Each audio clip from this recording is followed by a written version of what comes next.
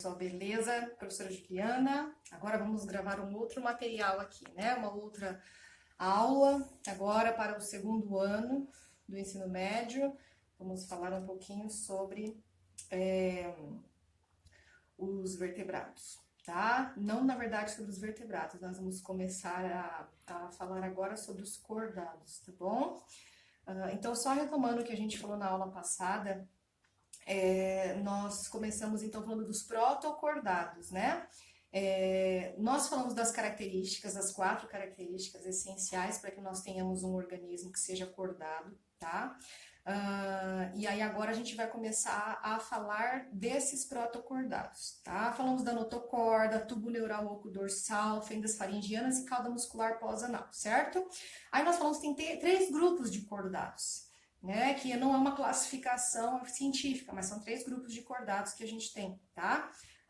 Nós temos, então, os cefalocordados, os urocordados e os vertebrados ou craniados, tá? Deixa os vertebrados para lá. Vamos começar a falar agora nessa aula dos cefalocordados, tá bom?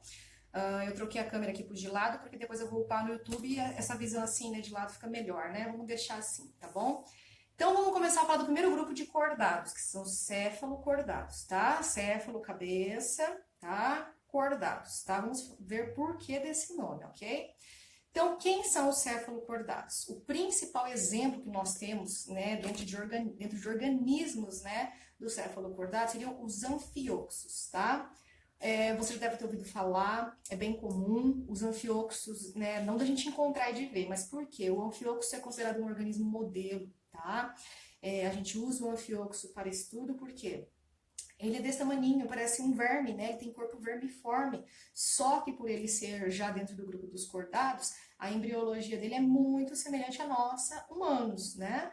Então a gente usa o anfioxo como um organismo modelo, porque daí a gente infere as características achadas nele dentro de nós, seres humanos, de todos os outros grupos ali dos vertebrados, né? Que nós estudamos, tá? Então, em vez de eu ter que matar um feto, né, ou usar um feto, né, que teria toda essa questão da ética e tal, uma coisa bem assim, né, vamos dizer assim, impropícia a se fazer, né, então a gente usa o anfioxo como um organismo modelo. Assim como as ervilhas lá de Mendel, lembra? São consideradas organismos modelo, aqui nós temos o anfioxo como um organismo modelo. Então, essa é a importância dos cefalocordados, porque eles são representados pelos anfioxos e o anfioxo é um organismo modelo, tudo bem? Então, quem são os anfioxos? Organismos pequenininhos, tá? O corpo deles é quase transparente e o corpo tem forma de lança, tá? Ele é fendido nas pontas e você vê toda a musculatura dele assim seguindo essas fendas, tá? Vamos falar depois da estrutura corporal, tá? Eles são exclusivamente marinhos, existem mais ou menos 20 espécies de anfioxos diferentes, tá bom? Eles vivem em águas rasas, tá? E geralmente a parte anterior do corpo, né, ali da frente, está enterrada na areia. Essa lança dele está enterrada na areia, certo? A boca deles é rodeada por tentáculos e esses tentáculos a gente chama de cirros bucais, ok? Então, é uma primeira estrutura que eles têm aí. Se você procurar, né, fotos, né, eu acredito que tem uma apostila ali, devo trazer um pouco a apostila aqui agora, mas é muito fácil de enxergar numa foto de aumento, né, esses cirros bucais, é bem bonitinho de ver, tá? Então, esses tentáculos, né, esses cirros bucais fazem com que a areia não passe, né, para dentro do animal, tá? Porque eles são filtradores, ok? Você vai falar, nossa, mas já estão dentro dos cordados e um bicho assim meio louco, né? Meio louco, tá? Não tem nada a ver com a gente vertebrados, por isso que não é vertebrado ainda, né? É cordado, tá? Certo? Então, vamos falar um pouquinho da morfologia, da fisiologia, da reprodução aí, né? Características básicas, o que é, onde vive, o que come, né? Por onde anda hoje aqui no Fantástico, né? Vamos falar um pouquinho dos anfioxos, então, tá?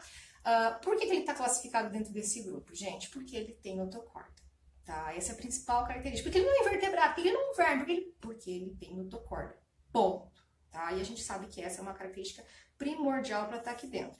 É como na aula de equinodermos. Por que os equinodermos, esses bichos que não tem nada, só tem sistema ambulacrário, né, para fazer tudo, eles estão aqui do ladinho já dos cordados, porque eles são deuterostômios e tem um endoesqueleto, tá? É básico, né? Precisamos nos ater a essas características evolutivas, tá? Para classificação. Então, eles têm notocorda. Isso é muito importante, tá bom? Tem um bichinho desse tamanho? Tem. E a notocorda dele, ela é meio diferente da nossa. Por quê? Porque a notocorda do anfioxo, ela vai permanecer durante toda a vida, certo? E ela é da cabeça até a cauda, ok? Ele tem no corpo inteiro. Nós vamos ver depois que tem organismos que tem notocorda só lá no final da cauda, tá? Mas tem, né? Então não deixa de ter, certo? Então aqui no caso do Amphioxus, a notocorda é presente e ela vai permanecer durante toda a vida, ou seja, ela vai ter aquela definição que a gente falou, ela não vai se transformar numa coluna vertebral, tá bom? Então tem notocorda e durante toda a vida. Essa é uma característica primordial desse grupo, certo? A notocorda, então, nesse caso, para ele, ela é um esqueleto. Então, ele é um verme, mas ele tem um formato vermiforme, né? Mas ele é muito diferente, né? Quando a gente fala de minhoca ou de aqueles organismos tipo os nematelmintes, platelmintes, que tinham um corpo totalmente movido pela água, né, e tal, enfim, pelo ambiente onde eles estavam, uma espécie de esqueleto hidrostático. Não, é notocorda, tá? É uma outra estrutura, ela é um esqueleto já, tá? Ainda que não seja osso, ela é um esqueleto flexível e vai fazer o quê?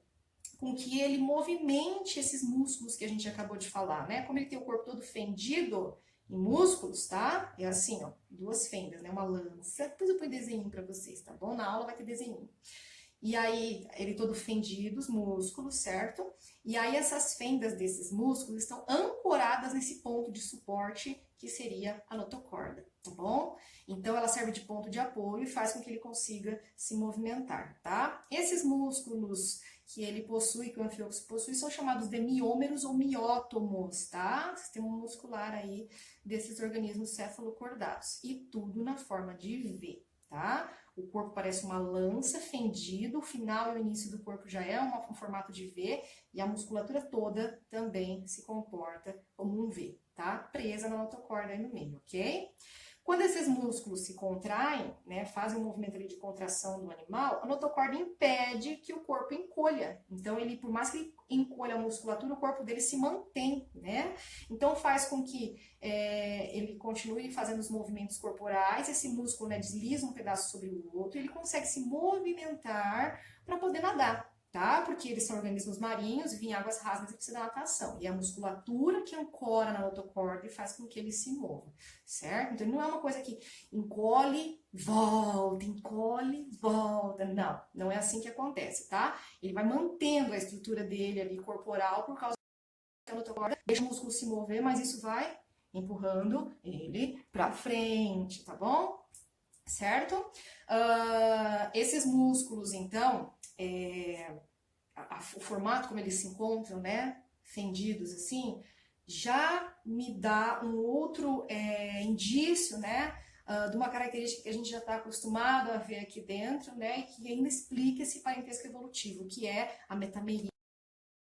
Tá? Quando a gente olha esses músculos todos fendidos e bem ancorados e bem segmentados e bem divididos em forma de V, apoiados ali na notocorda, a gente tem metameria. Tá? Então, são organismos que possuem também metameria. Mais um motivo deles estarem aqui, tá? Junto dos vertebrados. Tudo bem que lá nos anelídeos nós começamos com a metameria, né? Lá que começa tudo.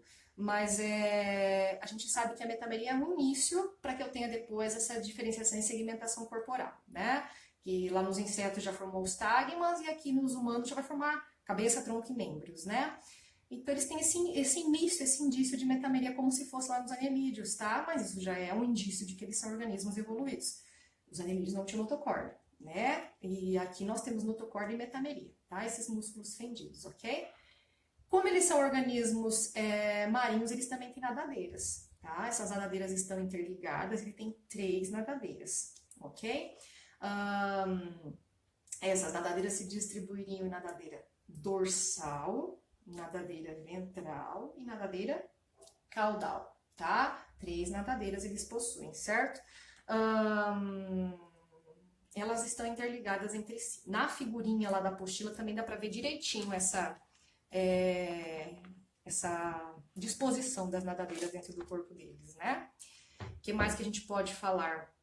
Eles possuem fendas branquiais também, que é uma outra característica de cordados, tá? No caso deles, elas formam as brânquias mesmo, porque eles são organismos marinhos, tá? Elas servem, como a gente já falou, né? Igual as brânquias para filtração, eles filtram a água com plâncton, eles são organismos pequenininhos, tá bom? Às vezes chega a 10 centímetros, né? Então, eles filtram a água com plâncton, tá? Para poder se alimentar e para poder retirar os gases também para respiração, tá? O caminho que a gente coloca aí, que eles seguem, né, seria então a boca, né, onde entra a água com o plâncton, ela passa pela faringe, que seria a região ali do corpo deles com a brânquia, né, não é uma brânquia de peixe, mas é uma espécie ali de fendas faringianas ali, que vai dar origem às brânquias depois, né, a faringe, e depois que passou por aqui, cai no endóstilo, tá? O que seria o endóstilo? O endóstilo, anota esse nome aí, tá? É um órgão que tem cílios, um órgão ciliar. Tô bem perdida com a câmera aqui, né? Porque eu troquei o celular de posição, não sei pra onde eu olho. A câmera tá aqui, ó, embaixo. O endóstilo, então, ele é um órgão ciliado, tá bom? E além dele ter cílios para ajudar na filtração dos alimentos, ele produz muco. E esse muco, então, faz com que o alimento grude nele, nesse muco, tá? E aí é transportado para o intestino, ok? Então, esse endóstilo tem duas funções. No caso, então, seria reproduzir o muco e para grudar o alimento aí, para que esse alimento seja transportado até o intestino, certo? Eles possuem uma glândula digestiva, que não é bem um estômago, tá? Essa glândula digestiva a gente pode considerar ela como um fígado e ela produz enzimas digestivas, tá? Para colocar, para, vamos dizer assim, secretar sobre esse alimento mesmo que eles estão comendo e ajudar a fazer a digestão, tá? Então, nós teríamos uma glândula aí muito semelhante ao nosso fígado que ajuda eles. Não é que eles não têm estômago, né? Mas essa glândula, ela produz enzimas muito semelhantes ao nosso fígado, tá? E aí ajuda no processo de digestão dessa água e desse plâncton que eles usam para se alimentar. Então, retomando, são animais filtradores, né? A boca, faringe, endóstilo, né? Ciliado, produtor de muco, tá bom? Lembrando que tem fendas branquiais e notocorda, tá? Falamos dos dois até agora, certo? E a água que não tem plâncton, que é a água que vai ser filtrada, ela vai passar por regiões, então, corporais que a gente, nas fendas branquiais, né, que a gente chama de átrio, que está em volta dessas fendas branquiais faringianas, ok? Então, nós temos o átrio e esse átrio, ele tem uma comunicação com o exterior, tá? Então, a água entra e sai por ele, né? Passa por ele, né? E a região que se comunica com o exterior, né? Desculpa, tô tentando pensar como desenhar, como representar, né? A região que se comunica com o exterior é chamada de poro atrial, tá? E a região, essa região, né? No caso aí que seria o poro atrial, também é chamada de atrióporo e ela está antes do ânus, tá? Eu tô falando aqui, né? Só que assim, o animal tem 10 centímetros, né, gente? Não tem como eu pensar, né? Não, 10 centímetros, tá? Então ele tem esse poro atrial e esse poro atrial está próximo ao ânus, ok? Tá antes do ânus. Então esse local consegue eliminar água, tá? E retirar a água para fora do animal, tá? Até a água que veio com plâncton que ele acabou não utilizando, né? Ele se alimentou, absorveu o alimento e tal, e depois essa água sai e aí ele excreta essa água pelo atrióporo, tá bom? Ou pelo poro atrial. Certo? Tranquilo? Colocando o caminho da água aí. E excreção? Como é que eles fazem o sistema de excreção? Eles fazem uma excreção muito parecida com a planária. Qual que era o sistema excretor da planária? Alguém lembra? Lá dos plateumintes? Como que eles excretam? Por alguma coisa chamada tananã ou tananã, né? Então, o tipo de excreção deles é muito parecido com os solenócitos lá da planária, ou as células flama, tá? Então, eles excretam por uma estrutura muito parecida, porque forma que ele parece um solenoide, né? Então, eles excretam por solenócitos ou por células flama, tá bom? O nome aí seria semelhante aos solenócitos, a estrutura de excreção, certo? E nas fendas branquiais também ocorre a hematose, que seria o quê? As trocas gasosas, ok? Já falamos disso, né, da importância das brânquias, né? Então, a hora que eles fazem troca de oxigênio com gás carbônico, né, isso ocorre nas brânquias. A gente vai estudar depois que nós, seres humanos, acontece no pulmão, lá nos alvéolos, né, as trocas pulmonares. Aqui, no caso deles, acontece nas fendas branquiais, então, também, a hematose. Então, a brânquia também serve não só para alimentação da água com plâncton, mas para as trocas gasosas também, ok? Certo? Vamos falar um pouquinho agora de circulação. Diferente de novo, né? Que trem mais louco esse grupo dos cefalocordários, né? A circulação deles é aberta, tá? A gente fala que uma característica inaugurada passa para os demais, mas é aberta, tá? Eles têm vasos, tá? Que vão impulsionar o sangue a hora que sai ali da região do coração para o corpo, tá? Mas é como se eles circulassem lacunas, tá bom? Não tem vasos sanguíneos que vão transportar o sangue por todo o corpo, ok? Não seriam vasos sanguíneos, eles seriam vasos contráteis, né? Como ele tem uma musculatura muito, vamos dizer assim, arrojada, né? Então aí esses vasos fazem com que musculares, né? Esse sangue seja, vamos dizer assim, essa circulação, né? Seja mandada por todo o corpo, tá? Mas não é em vasos sanguíneos, ok? São regiões contráteis, expansões musculares, né? Que fazem com que o sangue possa se locomover aí com o passar do corpo do animal, tá? Pequenininho também, né? Talvez ou por causa disso ele não adquiriu um tamanho muito grande, ou por causa desse tamanho muito grande ele preferiu ficar com uma circulação, não ter um tamanho muito grande, ficou com circulação aberta, tá? Enfim. Então, é circulação aberta, certo? Sistema nervoso, dessa larvinha, né? Desse pequeno organismo. Ele é basicamente o tubo neural, tá? Então, já falamos aí da notocorda, das fendas branquiais e o tubo neural oco dorsal, tá? Então, o sistema nervoso, ele se resume a esse tubo neural, tá? Ele não desenvolve outras estruturas depois com o passar da vida, certo? Reprodução. Quem são os anfíoxos? Dioicos. E o que significa ser dioicos? Oico, casa de duas casas, cada um no seu quadrado, tá? Então eles não são hermafroditas, não confundam isso, tá bom? Dioicos são de sexos separados, cada um tem a sua casa, tá? Então eles são dioicos, eles têm gônadas que liberam, então, cada um o seu, né? Cada um sua gônada diferente, porque eles são dioicos. Que liberam, então, gametas nessa cavidade atrial, que a gente comentou, né? E aí esses gametas são eliminados pelo poro atrial, assim como aquela água que a gente falou que é eliminado, né? Depois que passa pelas fendas branquiais, né? A água que sobra ali, o excedente, é eliminado por esse poro atrial, que é antes do ânus, tá? Então esse poro também serve para eliminação de gametas, ok? Não só de excesso de água.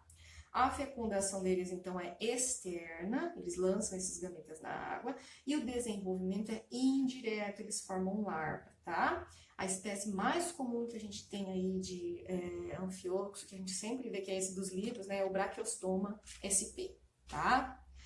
Certo, pessoal, vou parar por aqui, né?